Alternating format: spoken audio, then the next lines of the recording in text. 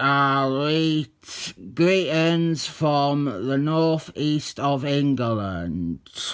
This is Avengers vs. Excellent Men, the mini-series from the 80s. Not to be confused with the crossover from 25 years later, which forever holds the honour of being the comic book storyline that made me never buy an ongoing Marvel comic ever again. This is good though, and rather than talk about the stink now, we will cover that when we get to it in issue 4. This is written by Roy Sternman, who was writing the Avengers, and the art is by Marc Stanley Lee, who would be drawing the Excellent Men's book shortly after this. Here is Captain America and Dr. Doom. One of these characters is a serial rapist. Comment down below with your guesses as to which one. We begin with the Avengers. They are dealing with Mr. Magnet's asteroid base, which has begun falling apart and crashing down to Earth. And here is Thor. He is wearing armour and has a beard. We are so bloomin' close to having my dream Avengers lineup here. And with this creative team as well, I couldn't wish for better. But unfortunately, Hercules Man is in hospital or in fairyland, depending where you place this story, which I will discuss in part 3. And Seaman is either not with the team currently or just mysteriously absent. This is an amazing creative team though. I didn't think you can name a better, more underrated pairing than this. We have one of the best, most overlooked writers in the business, Roy Sternman. He was doing brilliant stuff on Avengers at this point, and he had done some tremendous stories on Spider-Man and Doctor Strange.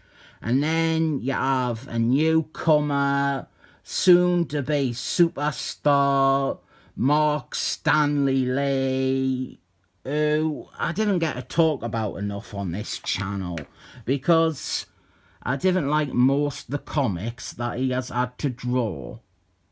Sometimes I like to imagine a different world where, after this miniseries, rather than being sent off to draw awful Christopher Clairvoyant stories, Marc Stanley Lee had instead been assigned to one of the Avengers books. The main plotline here concerns Mr. Magnet and his redemption. The Avengers think that it is finally time to bring Mr. Magnet to trial for his crimes, since the last trial was interrupted and also written with a very biased agenda of making Mr. Magnet look like Mother Teresa. Another element in the mix is Russia. We have the Russian superheroes, the Soviet super soldier boys. And they are also wanting to bring Mr. Magnet to justice. They want to get him for hijacking a Russian submarine ages ago.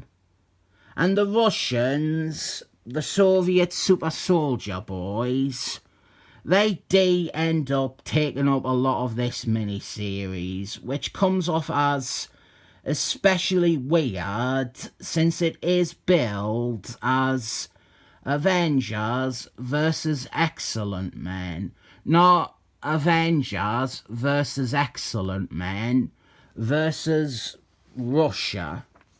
And here we get to the Excellent Men, and sadly for me, this is a lame duck of an Excellent Men roster. There is Rouge, drawn by Marc Stanley Lee. Nearly everyone else on the team sucks, but I do appreciate the chance to read an Excellent Men story from this period, not written by Christopher Clairvoyant. And there is Storms. Oh, hey lads, look, it's Storms. The conflict is very simple and very understandable and worthwhile. Over in the Excellent Men books, Christopher Clairvoyant, he had not just the Excellent Men, but also the Avengers and every other superhero, bending our backwards to accept and champion Mr. Magnet's reform. And it's not just that. I am firmly of the mindset that that is a bad direction for the Mr. Magnet's character. I think it is a gross abuse of the shared universe to have the Excellent Men writer just have Captain America nod politely and agree that Mr. Magnet is a hero now. Here is our Avengers team. This is... my belief is... I was going to talk about this in part 3, but my belief is that this story takes place in between issues 279 and 281.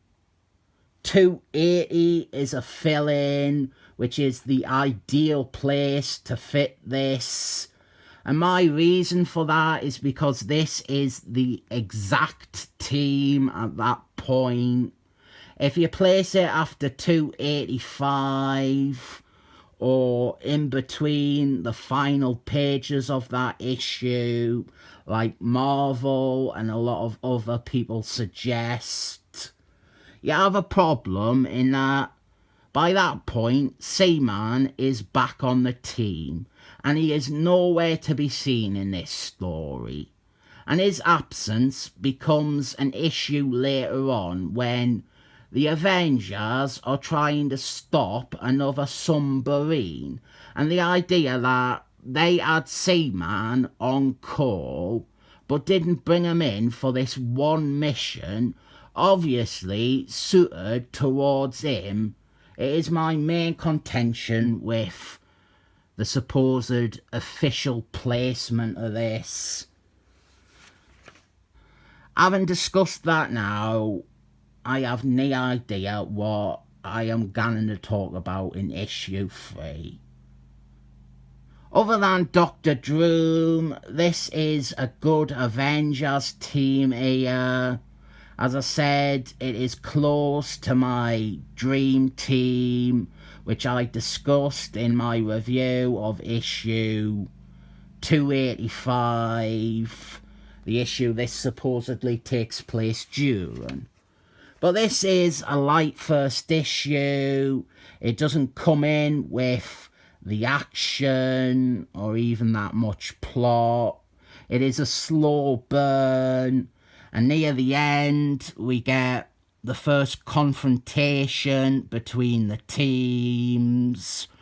Captain Marbles, the real one, Monica Rambeau, she guns and approaches Mr. Magnet and tells him that he is under arrest. This is when Captain Marbles, the real one, Monica Rambeau, she was leader of the Avengers. And this leads to the foregone conclusion of the two teams being at odds. The Avengers want to bring Mr. Magnets in, and the Excellent Men are like, no man, he is one of us now. What are you playing at, mate? And then just before we get to the exciting action, the Russians show up as well. They are wanting to extradite Mr. Magnets to Russia. And it is to be continued, folks. And I have always found it fascinating that on one end we have this. We have a comic that is as close to like my fantasy comic. We have a writer I love, my favourite artist that I rarely get to appreciate. A sensible plot that sadly gets altered, but we're ignoring that for the time being. And then at the other end, we have the Avengers vs. Excellent Men crossover from 2012, which is something that poisoned comics for me. A basic idea like Avengers fighting Excellent Men, it can be to such different extremes. I do recommend this, but we will come to the caveat with this recommendation in issue 3. But this issue, I recommend. It is a 7 thumbs up.